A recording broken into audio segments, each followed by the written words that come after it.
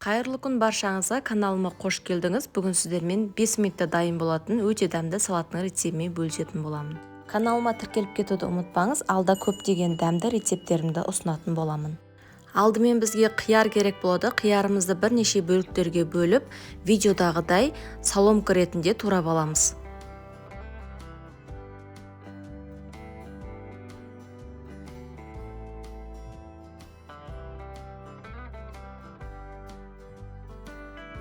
Турап болған қиярымызды ыдысымызға салып, ендігі кезекте бізге орташа үлкендіктегі сәбіз керек болады. Сәбізімізді дәл видеодағыдай теркадан өткізіп аламыз. Міне біз сәбізімізді теркадан өткізіп болдық. Өткізіп болған сәбізімізді ыдысымызға салып, ендігі кезекте бізге осындай тәтті бұрыштар керек болады. Тәтті бұрыштарымызды да дәл видеодағыдай соломка ретінде турап аламыз. Және менің видеоларымды қай мемлекеттен, қай қаладан көріп отырғаныңызды астына пікір бөліміне қалдырып кетіңіз. Менің рецепттерім жайлы өз пікірлеріңізді қалдырып отырыңыздар. Мен көрген бойда сіздерге міндетті түрде жауап қайтаратын боламын.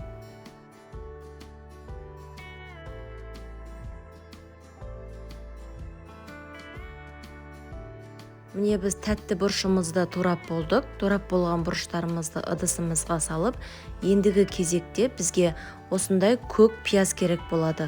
Көк пиязымыздың бас жағын осылай кесіп аламыз, дәл видеодағыдай, және ұзынша етіп соломка ретінде көк пиязымызды турап аламыз.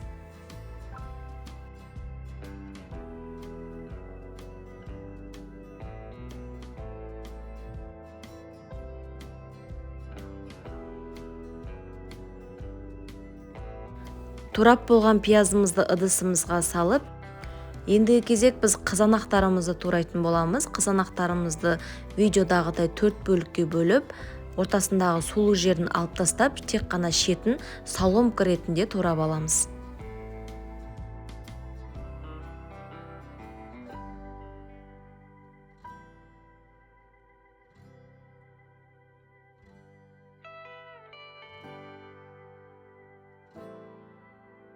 Қызанақтарымызды да турап болдық, ыдысымызға салып аламыз, және келесі кезекте бізге орташа үлкендіктегі 2 тіз сарымсақ керек болады. Сарымсағымызды дәл видеодағыдай майдалап турап аламыз.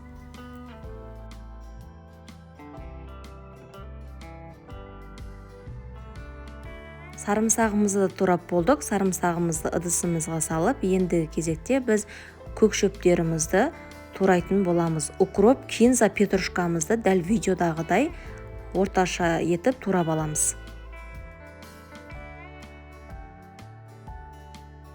Дәміне қарай дәмдеуіштерімізді саламыз. Паприка және тоз, қара бұрышымызды салып аламыз. Үстіне отта қыздырылған күнбағыс майымызды құйып аламыз. Және артынша уксус және соя тұздығымызды салып, салатымызды жақсылап араластырып аламыз.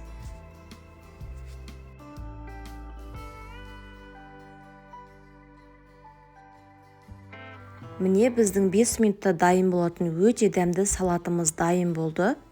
Дайын болған салатымызды ыдысымызға салып, дастарханыңызға тарта берсеңіз болады. Қонағыңызға ұнайтыны сөзсіз. Және менің каналыма тіркеліп кетуді ұмытпаңыз. Алда көптеген рецепттермен бөлісетін боламын. Ас болсын, сіздермен болған Динара.